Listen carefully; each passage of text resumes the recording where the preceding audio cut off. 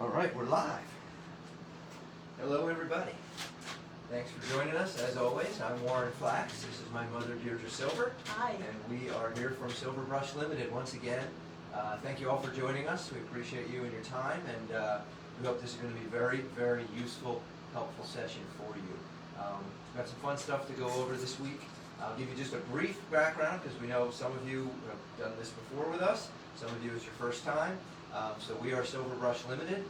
My mom started this company 30 years ago, focusing just on fine artist brushes for, I would say, selective artists, right? I mean, we're not doing student grade brushes here. This is for hobbyists and professionals, and some of the finest artists in the world use our brushes. We're very honored by that. They even collaborate with my mother on designing the brushes for their specific needs. Some of the most famous people in world history have been painted with our brushes. Popes and presidents and queens and folks like that, and prime ministers and princesses, yes. So really impressive array of artists that use these products that you've developed over the years. And we're going to talk about one particular product today. It's really a great brush for water-based media, for for acrylics and for watercolors and for gouache and for fluid acrylics, and you're going to get into that. And that is our Silverwhite. An interesting note, I think most of you know that our most popular brush is black velvet.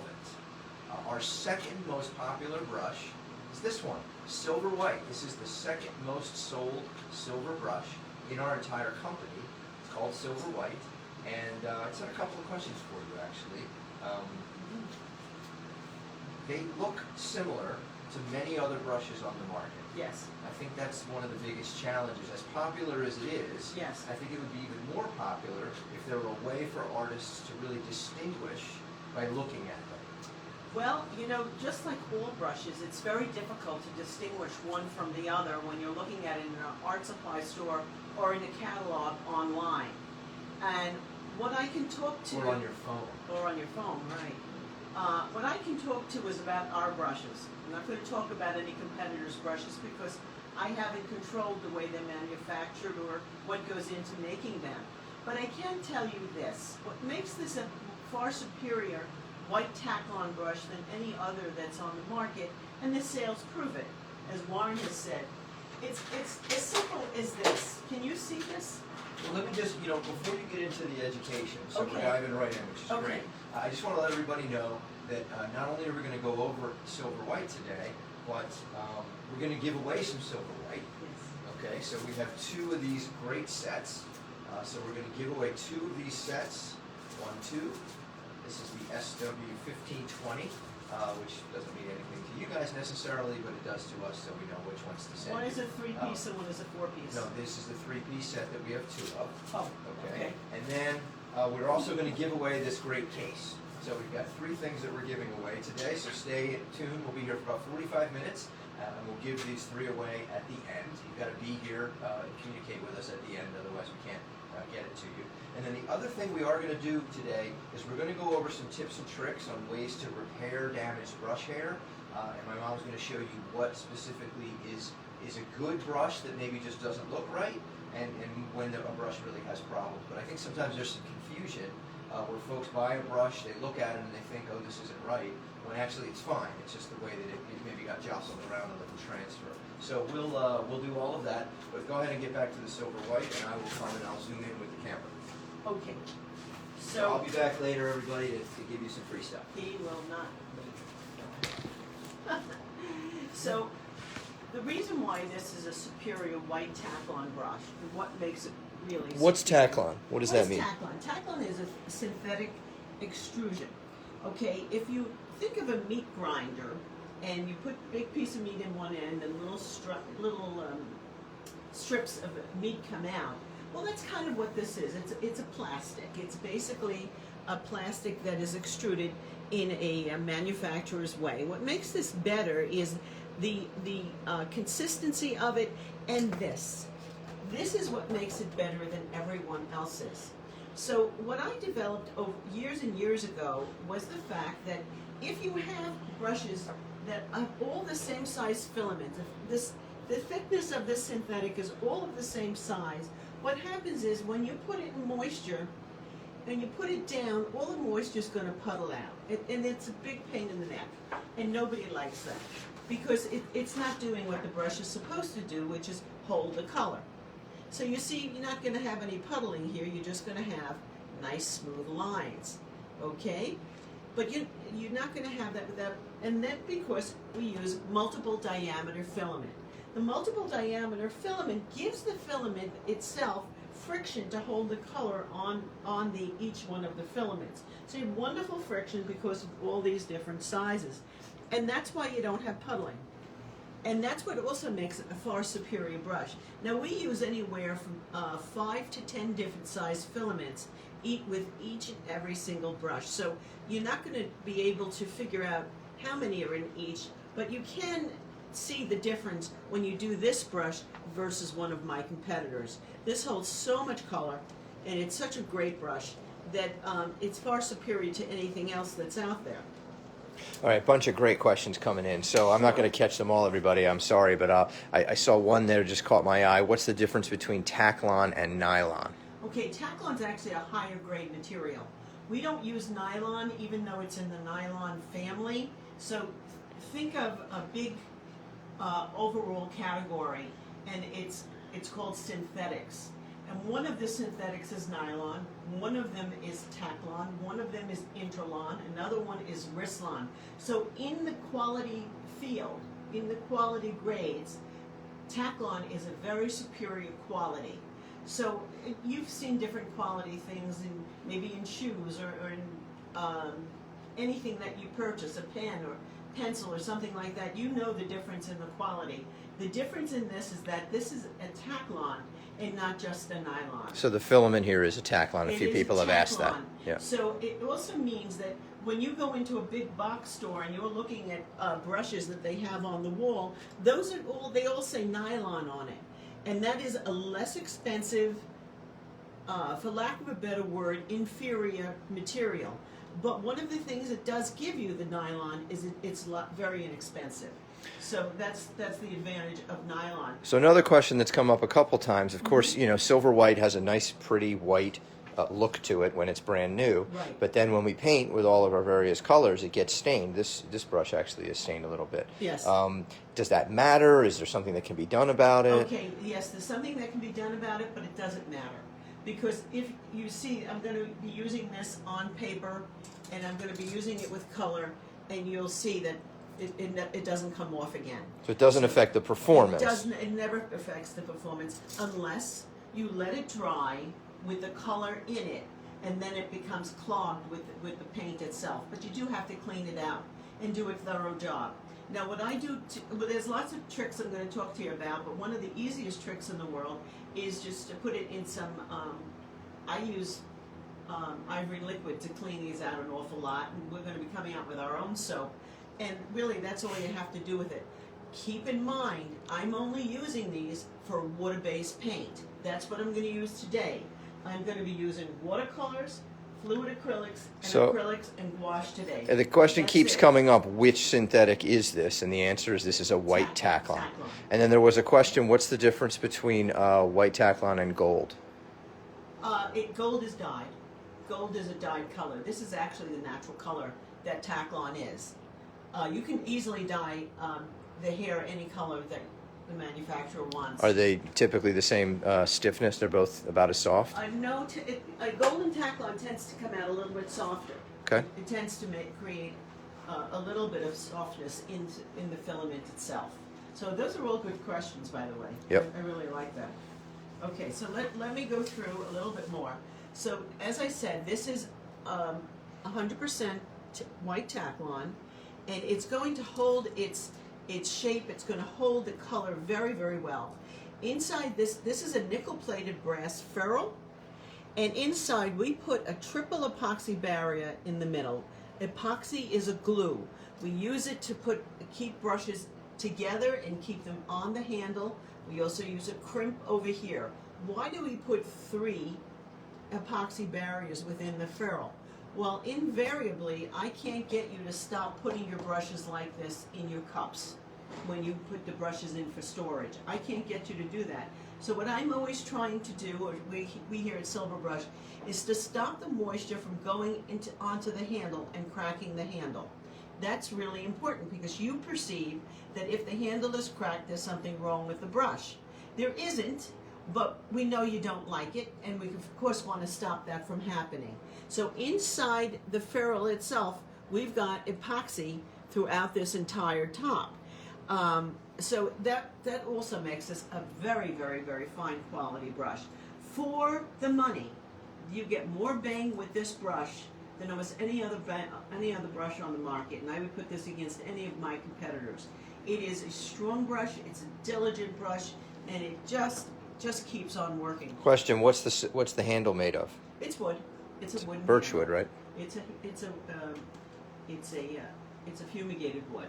Yeah. Okay.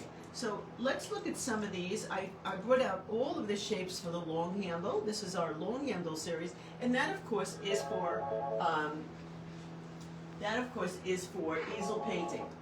And so I have my little turkey here. You may have seen it last month because next week is Thanksgiving, and I thought maybe I'd show you guys a little bit of my painting. U.S. techniques. Thanksgiving. The Canadian one was like a month ago. Okay, U.S. Thanksgiving. Excuse me. And so I will be using that with my long handle brushes because I love long handle brushes to stretch to a canvas over here on an easel. I think it's much easier to use a long handle brush, and you can see his little feet and a little star and all of that. But when I sit down and paint, which is what I tend to do when I'm demonstrating, I use a short handle brush because I don't want to. Typically, people only use short handle when they're seated because they don't want to be hit in the face with long handle. But what happens a lot with long handle brushes, you find a shape that you love, like this 1-inch angle, and you love it, and you say, you know what, I don't care if it's long or short, I'm going to buy this because this is exactly what I want in a brush, and this is exactly the shape that I need. I've had a few folks ask this question. What is the difference between the performance of a synthetic brush and a natural hair brush? So Silverwhite versus black velvet, for example, has been asked. Black velvet's a mixture. There is synthetic hair in black velvet. The basic difference is the amount of absorbency. So what you have is each filament in a natural hair has a natural well on the inside. On the inside, say this is the outside of your hair, and on the inside there's a natural well. So the whole exterior is absorbent, and the interior, it has a little hollow well. So you've got all this absorption area. Also in natural hair, you get these little follicles on the outside because it's a natural hair, and that too is going to help hold color on the filament itself. Sorry, I really should have my printed one here. But here's the thing. Synthetics have come such a long way. When I started in art materials, much before you were born, okay, I can guarantee you that, there were no synthetics, and the synthetics that were out there were terrible. They were really just like a nylon put on a stick. But today we have such a great variety of materials that we can come out with something that absolutely duplicates a natural hair, and you'll number one, you'll save the money, it's not as expensive, and number two, it'll last a very long time depending on how well you clean your brushes and take A few other questions. So Silverwhite media that you can use it for? Water-based. Okay, I say that, and then as soon as I say that, somebody in there makes me a lot. But don't worry about the exceptions. In general, we're saying all water-based. So acrylic, today, watercolor, right, gouache. I have over here, I have fluid acrylics, I have gouache, I have acrylics, and I have watercolor. Right over here. These are my palettes that I brought over. This is watercolor. I have fluid acrylics, gouache, and acrylic. They'll work very well in all of those mediums. So while I'm doing this, I thought maybe we could do a little bit of some practical magic and show you. So we were talking with a customer yesterday, and he was saying that the brushes go a very long way in some of the areas. He was in India, actually. Actually, he's in India, and he was saying that sometimes when brush gets to his customer, the cap is falling off and the hair is going this way and that way. And you know, that can happen. Sometimes the sizing comes off and you can see it's over here. And I think the most important thing for you to know is that there's nothing wrong with the brush. That's the most important thing. There's nothing wrong with this brush, even though it look, you know, the hair's going over here and the hair over here is going there as well. What I have here is a pot of boiling hot water. You can see the heat that's coming up from it.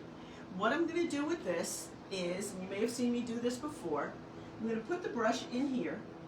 It relaxes the hair, it puts it together, and you have a beautiful finished brush like that.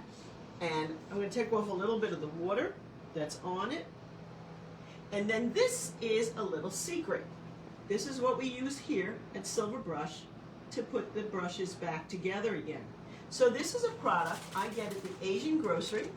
I think this was $2.50 or $3. That's all it was. And that's what we use for sizing.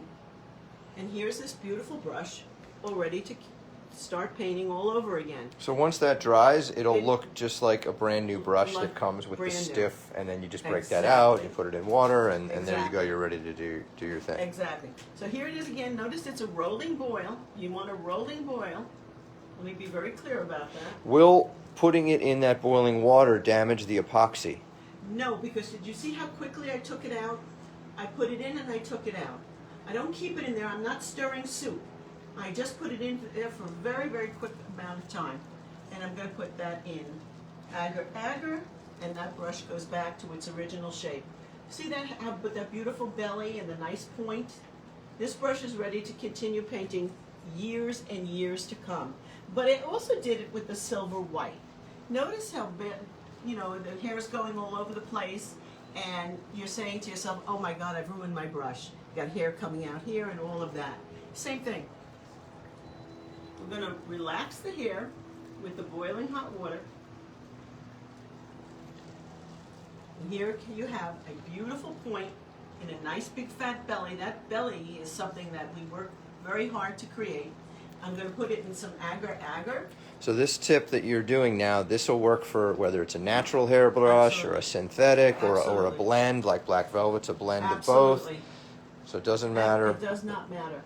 And here, this is a blended brush. This is 100% synthetic. And this is one of our rejuvenated golden natural brushes, which I just adore. It's a blend also, golden tack-on and animal hair. And notice where the hairs are going. They're going all over the place. And I, probably like you, didn't clean my brushes that well last time. So I'm going to put it again in boiling hot water. I'm going to relax the hair. And I'm going to take it out and get that water out of there, and it's coming right back to its original shape. Now, as I said, I put it away dirty, so I'm as guilty as the next person of not taking the best care of my brushes. But I'm going to put this in agar also, and it's going to go right back to its original shape. So, you know, this is a very absorbent hair. This holds an awful lot of fluid, which you can see it's very, very full at this point. When it dries, it's going to get a little bit smaller. How long can you keep them stored with the agar in once it's dried? Forever. I mean, this is how they're stored in our In shelves our here in our shelf. warehouse. So Exactly. yes, it could be for months. One of the great things about this particular product, it is not a animal based. So it's really just a vegetable based product, and you don't get parasites. That's very important because some of you live in a humid climate or warm climate or something like that. This will not draw parasites to that product at all. So I think this is a really good lesson. Notice that was rolling boil. It's very important for you to keep your brushes in great shape. I have this one too, and this has also got hair going all over the place, and now it no longer does. And there you have a very, very nice brush all together. So these are the things that help you prolong the life of your brush, keep your brush from getting damaged, and keep them, you know, working for you for as long as you want them to. So let's do a little bit of painting. Yeah, let's paint. Let's do a little bit of painting, but before we start painting, I did want to show you one quick trick because even though I've shown this to you many, many times, I'm always asked about this also. So what's really annoying artists? What's annoying artists is when they're painting something and a hair comes out, and they have to go find a tweezer somewhere and get the hair out of their painting. Before you start painting, get yourself a little butter knife like this. This is a plastic butter knife with a nice black over here, and it's absolutely nothing sharp on this side at all. So what brush is that you're using? Because we haven't discussed this. This is our mop brush. This is a wonderful 100% goat hair mop. It's made. Now that's important, soft. 100%. Yes, it is, because when you get pony hair. So many other brushes will say goat hair, but it's not 100% goat hair. Right, and that's very important, because if you touch it, you'll see it's very stiff, a lot of them, and that's not what you want. You want something extremely soft. So what I'm going to do is a process I called knifing, and this is just taking the brush hair very gently on the back of the butter knife, and pulling the hair very, very gently. This doesn't damage the brush or hurt it in any way, but it takes out any loose hair. And you can do that with any brush. You can do it with this brush as well, and see if you can find any loose hair that's coming out of here. Okay. And that's just a plastic butter knife And you're it's using. just a plastic Nothing butter fancy, no special knife. tool. You know, I got that in a fast food restaurant. So yeah, someone asked, are 100% goat hair mops available from Silver Brush? Yes, that's all we have. That's a Silver Brush. Yeah, we have it in white, we have it in black, we have it in oval, we have it in round. Right. And we also have it in this lovely fan. Yeah. Look at that beautiful fan. Now this fan is for folks that are doing any kind of artwork. One of the way I've seen people paint is they like to paint with this in portraiture. They're blending this part of a person's face, and they want to blend it out so you don't have sharp lines here from strokes. So they need something very, very delicate to pull it out. And here you go, right over there. And that's one of the things that people do with it. But I've also seen this used by landscape artists who want to blend in that background where the grass is too sharp against the background. So they want to blend it out a little bit. And that's what this lovely, lovely goat hair fan can do. And we have this in 3 different sizes, and it's just a wonderful, wonderful brush. Nickel-plated brass ferrule, and again, the triple epoxy inside the ferrule. All right, let's paint something. Let's go over here to our paper, and this is our Silverwhite, and I love this brush. When I started the company, I started with Silverwhite and Black Velvet and Golden Natural and a couple of other lines. And I knew this would be a wonderful, wonderful series because it's so durable, it's so long-lasting, and it's so reasonably priced. It really is. And you know, I always kind of think about that. I went, what can you do? What can the folks that use our products afford? And I always try to be very considerate so that you can, you know, enjoy it as much as anybody else. So if you look at this, you know, I'm just adding now a brush I should have added many, many years ago, which is Well, let's hold off on sharing that. In a few minutes, we have something new and exciting to show you all. But for now, let's paint something so we can see the performance of this brush. First, I'm going to start out with a little bit of watercolors, and I think I want to show you the watercolor because that's what I think it's being used for a great deal. But I say that, and then, you know, somebody's saying, well, I'm not using it for that, I'm using it for acrylics. Okay, so here you have a beautiful color. Let me get some more water over here. And this is going to hold an awful lot of color. This is a nice little pink that I really enjoy. Notice how I'm putting down a nice puddle over there. And that is the sign of a brush that really holds a lot of color. And it's going to go into little crevices and little areas that you hadn't thought you'd be able to get to. And you know, a lot of times people are so interested in just one of our brush series, the Black Velvet, they don't realize that, you know, for a fraction of the cost you can get something that will perform and work extremely well. And that's our that's one of our rounds. We also have it now, as I said, in a angle. Okay, so that you want to talk about. Go ahead. Okay, so the angle is a new shape. We're just getting that in, and that will be in the first of the year, around the first of the year. And this is something that we've been asked for about 1 million times in the short handle. We've always had it in the long handle, and that is a great brush that holds a huge amount of color, and you'll be able to move color all over the surface. But we've always had it in the long handle, but it's taken me time, but we've really come to the conclusion that we do need to have it in a short handle series. So if you like to do sharp lines, if you want to do draw outs, we'll paint on there, the angle brush will do that for you. Angle brushes have really come a very long way in a very short amount of time. 30 years ago we couldn't sell them, but today everybody loves angle brushes. And I love them too, because I really feel that they are, they really get into spaces that you wouldn't ordinarily be able to get into. All right, so this is watercolor. So someone asked about daggers. Is an angle a dagger? No, they're two different things. A dagger actually is more sloped. Do an angle for you. So I have some acrylics here, which I'm going to use. And that's the great thing about Silverwhite. It will go in any water-based paint. So a dagger has more of a slope to it, sort of like that. Whereas an angle, you can see, has this angle like a barn, like the roof of a barn. See that? And that gives you a sharper feel. Whereas the dagger has more of a slope. It's more of a sloping brush. A lot of folks commenting that these angles are really good for florals. Wonderful for florals. Absolutely wonderful for florals.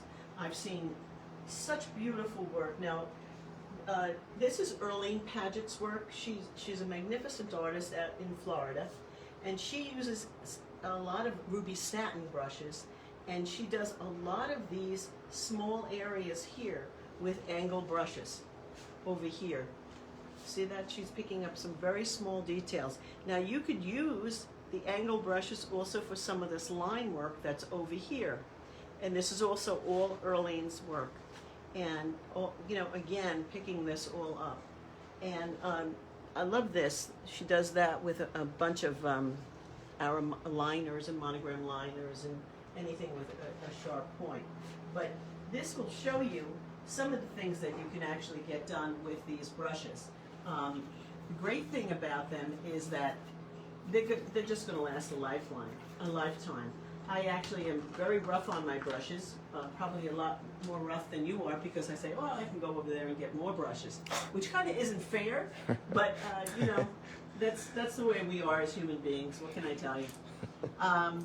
Another one that I really enjoy using a lot is the bright. This is a bright. What's the difference between a bright and a flat? Well, a bright and a flat has specific differences, and let me show that to you here. So this is the long handle, and here they are, the bright and the flat, at exactly the same level. So the bright, you notice, is shorter length out. The flat is a longer length out. So if you are a landscape artist and you want to do those long hills and those long strokes that you want, the longer the length out, excuse me, the more paint it will hold.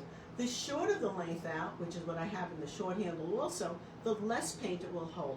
However, when it's a short length out, it's more controlling. So the longer the length, the less controlling, but you'll get more paint. The shorter the length out, much more controlling, but you have to go back for more and more strokes. So that's the difference between the long and the short handle. I mean, the long and the short. The bright and the flat flat. and the bright. Yep. Right. Sorry. Okay. So here I have the bright, and I'm just going to show this to you quickly. I guess I'm using watercolors. Watercolor? Okay. I thought I would use gouache, but I see that I just put that in watercolor. So this is the shape that you get with the bright. Notice that I'm very much in control, and I'm putting down an awful lot of color on this surface. By the way, this is a 140-pound cold press. That's the paper I like to use. We had that question, actually. I'm glad you mentioned that. Okay, so notice that I can get in there. I'm going to have to go back and get more paint because it is a bright. It's not going to hold as much as the landscape or the flat. And I could do a long stroke with it, but again, I'm going to have to go back and dip into my color with this particular shade. So we had a question if this is good with gouache. It's great with gouache. Yeah. As a matter of fact, I'm just going to go over here and do the gouache right now. I just have to figure out which one it is. It's this one. The one with the G next to it? One with the G. Yes, I'm very clever. And it's great with gouache. And look how beautifully the gouache covers. Now remember, gouache is opaque watercolor. And this is a really wonderful quality gouache. And look how beautifully that covers. And that is the beauty of this particular brush. Now what happens to Silverwhite is that it can get dyed the pigment of what I'm using. So if I'm using a cadmium color, if I'm using a color that is a phthalo, but it's not a hue. If I'm using a genuine color like the phthalo or cadmium, it's going to have staining. I have to admit to you, it is going to have staining because those are very, very, very strong pigmentation. And you see, that was a brand new brush, and I've already got staining on here. And that's the natural way of things are. I mean, that's why we love phthalo, and that's why we love cadmiums, because they will give you that rich, rich color. Whereas with the brushes, nothing's going to happen to the next painting if it doesn't completely come off. Now, sometimes I recommend that you take some alcohol, and you can get the alcohol and it'll take the stain out of the brush. If it's bothering you, I don't actually like alcohol on brushes at all, because alcohol takes out the lanolin and any kind of softener in the filament, and it dries it out. So you're going to first have to figure out how to get moisturizer back into the filament. Mm-hmm. So if you can stand a little bit of discoloration, then this brush is just fabulous. Well, I think it really your is. point earlier was in no way does it impact the performance of the Not at brush. all. It just, bothers Absolutely. us because it's not pretty. Right, it's not pretty enough. I'm also going to show you, this is fluid acrylic. A couple folks asking, okay, you mentioned you could use some alcohol. What percentage? Well, the less the better. The less the better. I mean, if you could do it with 5 or 10% to water, see if it'll do that for you. If you can work with, this is fluid acrylics, by the way. If you can work with a little bit of stain, so be it. Okay, so now you're using fluid acrylic. So we've had folks asking, is this good with watercolor? Yes. Is this good with fluid acrylics? Yes, you can see that now. Yep. With gouache, yes, you've demonstrated that. Here's a gouache. What about inks? Oh, I forgot to bring the ink. I'm very sorry. I have walnut But the answer is yes. Absolutely. I have walnut ink. I forgot. And I also have regular ink. And it works beautifully with that. It really does. But again, if you're using something that's a very heavy stain, like in inks, because they tend to use a very, very strong pigmentation, you're going to have staining on the brush. Just so that you know that you're not disappointed in the brush. But again, it does not affect the performance of the brush. It doesn't hurt anything on the brush whatsoever, but it will leave residue. It actually will. So, do the best you can to clean it out. Now, this seems to be a little happy brush. I put it into some gold and fluid acrylics, and it looks like it's got most of the blue out of there, but there still is like a little teeny shadow of the blue. Let me go on to this is it looks like a cat's tongue, but it's actually a filbert, and that we also have in the short as well as long handle. The long handle, we have the filbert like this, and that of course comes in much, much larger sizes than the long handle. This is a 4, I think comes out to a 12. So it's really pretty big sizing on that. All right? Yep. Okay. And so you're going to get a nice little point on this. And one of the things that artists like to do, and I'm going to use this with fluid acrylics again, although I should use it with gouache, is a lot of times with Filberts, they like to do feathers, they like to do flower petals, they like to do all kinds of interesting strokes with a Filbert. And of course, it's used very, very heavily in portrait painting. And our old friend, Nelson Shanks, I once gave him a bunch of Silverwhite brushes to see if he liked them. So who's Nelson Shanks, for those who don't know? Nelson Shanks was America's foremost portrait painter, and he painted name a president. He painted every president. He painted John Paul II and Princess Diana and her brother and Luciano Pavarotti and all of that. But what he said to me years ago, he said that this was the best edge brush he had in all of his brushes. All of the brushes that he had, he said this was the best edge brush because of the mark it left all around the person's face. And he was able to pick up and use that color exactly where he wanted it to be. So let me make this wet, and let's pick up some color. I'm going to pick up some, let's do some gouache again. It's the only color gouache I have here today. And what he said was, he loved the mark that it gave him. Very, very controlling. So if you like to control your strokes, if you want to hold the edge really, really well, this is the brush series for you. And what a joy that it is at the price point that it is, so that you're able to save money but paint something for years and years to come. Now, I love Nelson, but he didn't take very good care of his brushes, and they were always dirty whenever I went to his studio. But you know, the great thing about these brushes is that they always came back not only into its original shape, but it always came back into its utilitarian work area altogether. And that's very important, you know, that you can rely on a brush that'll always come back into doing exactly what you want it to do. Can the hair fly all over, something like that? Again, I've shown you the boiling hot water method, and you can use that when you're using your brushes. One of the problems that I've seen... So this is called a Filbert, by the way. Right. Somebody typed in asking That's that particular shape. And someone else asked, in fact, our new friend in the Sudan. So hello in the Sudan. Wei Wei is how he spells his name. I'm sure I'm pronouncing that incorrectly. I'm sorry. Okay. He wants to know about the difference between long handle and short handle brushes. I know you mentioned it before, but just quickly, what's the different purposes? Okay, so the short handle is typically for people who sit down and paint. And the long handle brush is people who are standing at an easel. So that's the difference. And also, I find that some people also like, even if they're sitting down, they want to pull the brush handle out and get more perspective on their artwork. So they like to be a little further away from it. And that's also why long handle sometimes is very, very utilitarian. And that's a lot of the reasons why people love long handle brushes. Okay? Sure. All right. Any other questions? Nope. Okay.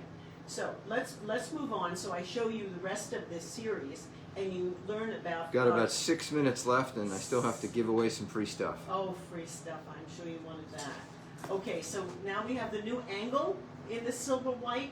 We have the bright in the short. We have, of course, rounds. We have lots of rounds. And that's all in the short. We have a lovely fan brush. If you like to use a fan brush, this is, again, a great brush. You put it in a little gouache again, and you're going to get some very nice brass feelings on that. That's our fan, and that's always exciting. We have this also in we have a liner. That's our nice long liner. Notice that hair's going all over the place. So what I'm going to do, again, I can put it right in here, and the hair will go right back where it belongs, and then you'll be able to use that for any kind of signature. Then we have it in the Filbert, as we said, in the angle, and we have it also in a nice a nice wash brush, a really lovely wash brush. This comes out, we have them in 1 and 2 inch wash brushes. So this is a very, very strong category. I think when you're looking at brushes and you're thinking about it, and you just want to put your feet in it, you don't want to go into it with a lot of expense. Do you have liners was the question. Oh, sure, I just showed you one. Here's the Yep. liner right here. And the liner is absolutely magnificent for your signature. And again, someone asked if there's long and short handle in Silverwhite. Yes, we've been showing that. Yes, So there's a yes, long handle. there's long Yes. handle as well as short. Right. There you go. And this is the liner, and you'll be able to do any kind of signature work with it. Remember, the longer it is, the more paint it'll hold. The shorter it is, the less paint it'll hold, but it'll be more controlling. Okay? And there was one thing more I wanted to show you. We are coming out with all new packaging for our sets, and this was the little Oh, very prototype nice. set of one of the Silverwhite sets we're giving away today. And this was a little prototype I put together, but I just wanted you to see how beautiful the new packaging is going to be, and that's going to be available through all your resellers in the new year. Okay? Terrific. All right. So, Thank you very much for coming. well, let's give away some stuff. So, let me take this here. All right. So, thank you all for joining us and sticking out here to the end. We appreciate it. We have 3 winners today. First of all, in Kentucky, Rebecca Smith Hoffman wins this case. Congratulations, Rebecca. That's very nice. And then we have these sets. Now, this is Silverwhite, so everything that my mom was just working with today, this is 3 of them. First set is going to Canada, Olivia Bowen. Congratulations, Olivia. And then the other set is going to Pennsylvania, Carol Henry. Okay, wonderful. Congratulations to all of you. And thank you That's for great. coming today. Oh, I just want to make sure I tell you before you leave, our A few next things. Facebook Live is going to be December 2nd at 12 o'clock Eastern Time. And then we have, I've joined a group and they've asked me to speak called Creative Innovations. And in case you're part of that group that Debbie Cole started with Peggy Harris, that I'm going to be doing a Facebook Live with them. My time, it's going to be December 8th at 3 p.m. And if I'm on the East Coast, so you can figure out what your time is going to be.